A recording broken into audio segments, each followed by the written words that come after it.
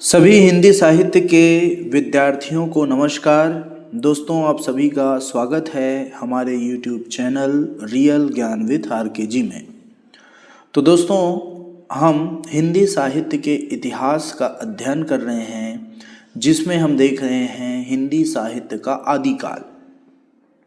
हिंदी साहित्य के आदिकाल में हमने जाना कि हिंदी साहित्य के आदिकाल में दो प्रकार के साहित्य विशेष रूप से आते हैं। पहला आता है धार्मिक साहित्य और दूसरा आता है लौकिक साहित्य। तो धार्मिक साहित्य में हमने सिद्ध साहित्य, जैन साहित्य और नाथ साहित्य, इन तीनों साहित्य के बारे में हमने आपको वीडियो लेक्चर प्रस्तुत किया आपके समक्ष। और अब हम देखने वाले हैं लौकिक साहित्य। तो लौकिक साहित्य में आता है हमारा रासो साहित्य, रासो काव्य।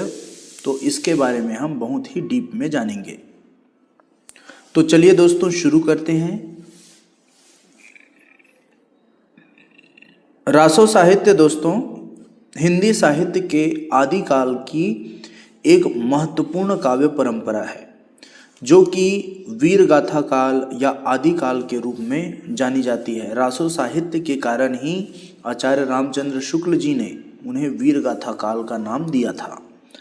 तो यह साहित्य मुख्य रूप से वीर रस, श्रृंगार रस और धार्मिक भावनाओं से प्रेरित था, जिसे चारण, भाट और जैन कवियों ने रचा था। तो रासो साहित्य के में जाने से पहले उसके रासो के साहित्य के अर्थ और उसकी उत्पत्ति की चर्चा कर लेना आवश्यक है। रासो शब्द की उत्पत्ति पर लेकर विभिन्न मत हमारे सामने आते हैं। गारसा दा तासी के अनुसार यह शब्द राजसूय शब्द से बना है। आचार्य रामचंद्र शुक्ल जी के अनुसार यह रसायन शब्द से बना है और अन्य विद्वानों ने इसे रस या रहस्य से व्युत्पन्न माना है। तो इसे लेकर मतभेद की स्थिति है। रासो काव्य रास, मुख्य रूप से रास का अर्थ होता है गीत नृत्य। जैसे कृष्ण भगवान गोपियों के संग रास रचाते थे, तो रास का अर्थ यहाँ पे गीत नृत्य पर आधारित एक शैली है। तो इसको रास से भी उत्पत्ति इसकी मानी जाती है। तो रासो काव्य रास, गीत नृत्य पर आधारित था और अपभ्रंश साहित्य परंपरा से यह विकसित हुआ है। तो इसको आप याद रखेंगे। प्रमुख विशेषताओं में हम देख लेते हैं कि रासो साहित्य की विशेषताएं क्या है। इसकी रचनाओं में वीरता, शौर्य और राजाओं की गौरव गाथाओं का अतिशयोक्तिपूर्ण, अर्थात जिसको विश्वास न किया जा सके, ऐसा वर्णन मिलता है। वीर रस और श्रृंगार रस की प्रधानता इस काव्य में रहती है, अर्थात वीर और श्रृंगार इस काव्य के प्रमुख रस हैं। कवियों ने अपनी आश्रयदाता राजाओं के यश का गान किया है। भाषा में देखें तो मुख्य रूप से राजस्थानी, ब्रज भाषा और अपभ्रंश के स्वरूप में यह रही है। ठीक है। विभिन्न छंदों का प्रयोग किया गया, जैसे दोहा, सवैया, कवित्त आदि का प्रयोग इसमें मिलता है। अब हम देख लेते हैं रासो साहित्य के कितने प्रकार हैं। तो दोस्तों, रासो साहित्य को हम 3 वर्गों में बांट सकते हैं। ठीक। अब ये 3 वर्ग कौन कौन से हो सकते हैं? पहला तो उपदेश मूलक रासो के रूप में हम इसको बांट सकते हैं। और उपदेश मूलक रासों में धार्मिक और नैतिक उपदेश से संबंधित ग्रंथ हमारे सामने आ जाएंगे, जैसे रेवंतगिरी रासु, सप्त क्षेत्री रासु, कच्छूली रास। ठीक, इस तरह के ग्रंथ उपदेश मूलक रासों के अंतर्गत आएंगे। दूसरा है श्रृंगार मूलक रासो, जिसमें श्रृंगार रस की भावना है। जिन रचनाओं में प्रेम और सौंदर्य पर आधारित कथा कहा गई है ना, जैसे कि संदेश रासक तथा बीसल देव रासो इसके अंतर्गत आ जाएगा। और तीसरा है वीर रसात्मक रासो, जिसमें वीर रस अर्थात वीरता और युद्ध का वर्णन प्रधान है। तो इस प्रकार के ग्रंथों में पृथ्वीराज रासो, हम्मीर रासो तथा खुमान रासो को रखा जा सकता है। तो ये 3 प्रकार से हमने देखे। अब हम रासो ग्रंथों की, प्रमुख रासो ग्रंथों की सूची को आपको दिखा देंगे और साथ में यह भी आपको पता चल जाएगा कि इसके रचनाकार कौन है और इसकी विशेषता क्या है। तो पहला आता है पृथ्वीराज रासो। इस ग्रंथ के रचनाकार है चंदर बरदाई, जिसको कवि चंद या चंद कवि भी कहा गया है। तो यह पृथ्वीराज चौहान के वीर जीवन का वर्णन करता है। बीसल देव रासो ग्रंथ के रचयिता है नरपति नाल्ह। यह जो है श्रृंगार और वीरता का मिश्रण है।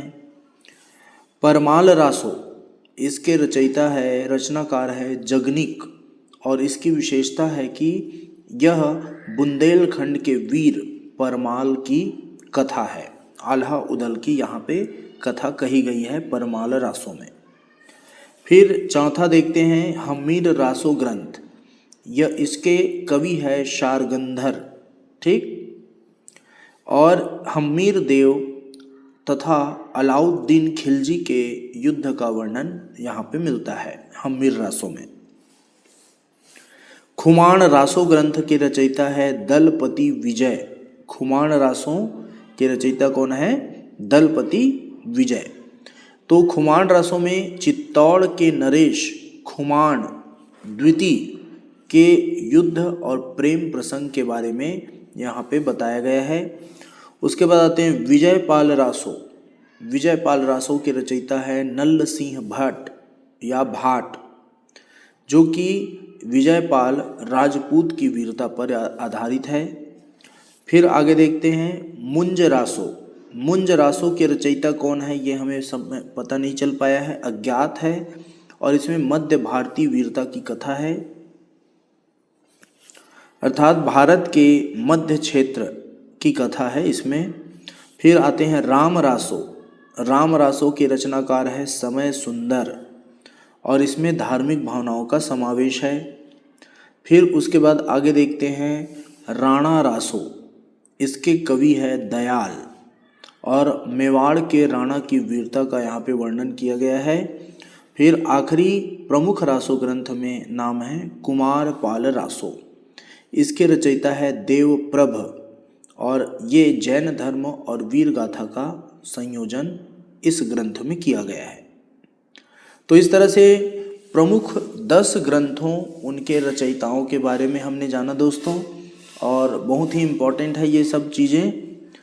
आगे हम निष्कर्ष रूप में अगर देखें तो रासो साहित्य हिंदी साहित्य में वीर गाथात्मक काव्यधारा के रूप में विकसित हुआ, जिसने राजपूताना की वीरता, संस्कृति और गौरव को जीवित रखा।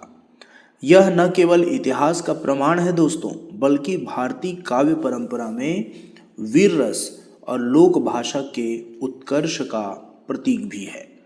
अर्थात इन लोक ग्रंथों के माध्यम से, ठीक है, लोक साहित्य के माध्यम से वीर रस की प्रमुखता तो बढ़ी साहित्य में, साथ ही लोक भाषा का भी उत्कर्ष हुआ।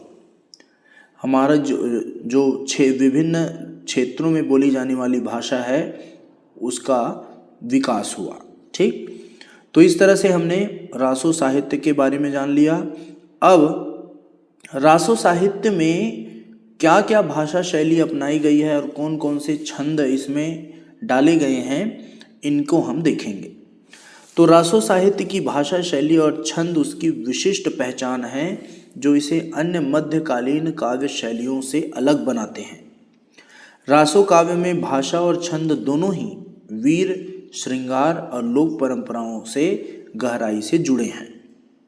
रासो साहित्य की भाषा शैली की अगर बात करें तो भाषा शैली में दोस्तों, भाषा में प्रमुख भाषा थी प्रारंभिक राजस्थानी, जिसको डिंगल कहा जाता है, और ब्रज भाषा भी इसमें सम्मिलित थी।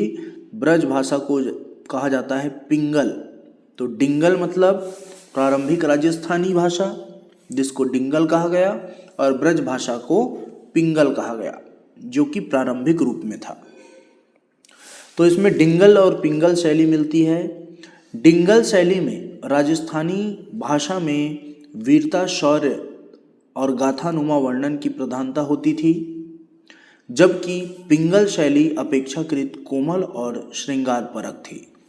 तो डिंगल शैली से वीर रस की भावना से रचित रचनाएं मिलती है, काव्य मिलता है, और पिंगल शैली में कोमल श्रृंगार परक पद मिलते हैं। रासो साहित्य में रूपात्मक विविधता भी पाई जाती है। रूपात्मक अर्थात रूप का अर्थ होता है शब्द, तो शब्दों की विविधता भी है इसमें। अलग अलग भाषाओं से शब्द लिए गए हैं, जैसे संस्कृत से, प्राकृत से, अपभ्रंश से और स्थानीय बोलियों से भी शब्द लिया गया है, तो इनका समावेश हमें दिखाई देता है।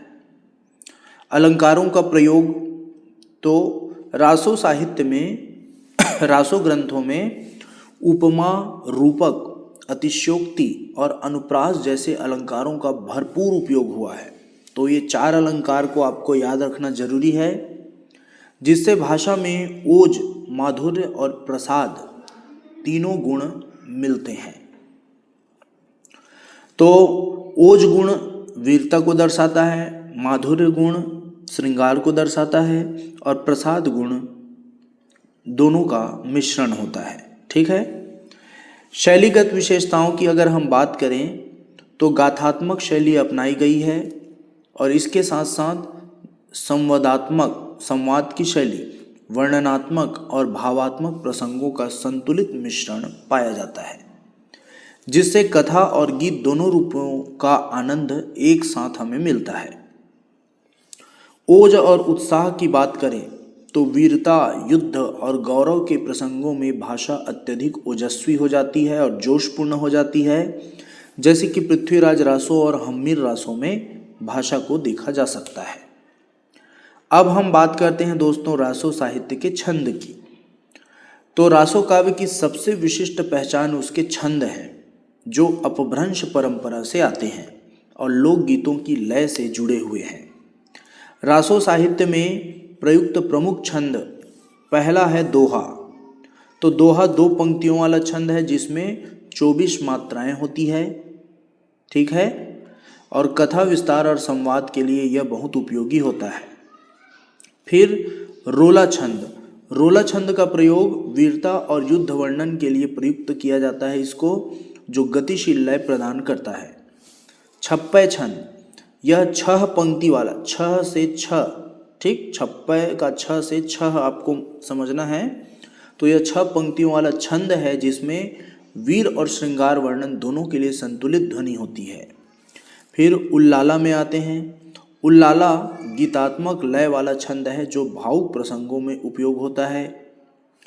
कुंडलियाँ, यह श्रृंगार और व्यंग के प्रसंगों में प्रयुक्त होता है, जिसमें अंत्यानुप्रास का विशेष गुण होता है। ठीक है। तो अनुप्रास अलंकारों में 3 प्रकार के अनुप्रास अलंकार होते हैं। ठीक, छेकानुप्रास, लाटानुप्रास और अंत्यानुप्रास। तो अंत्यानुप्रास में अंत में ज़्यादा उसी प्रकार के वर्ण आते हैं, इसी कारण अंत्यानुप्रास का विशेष गुण इसमें कुंडलियों में पाया जाता है।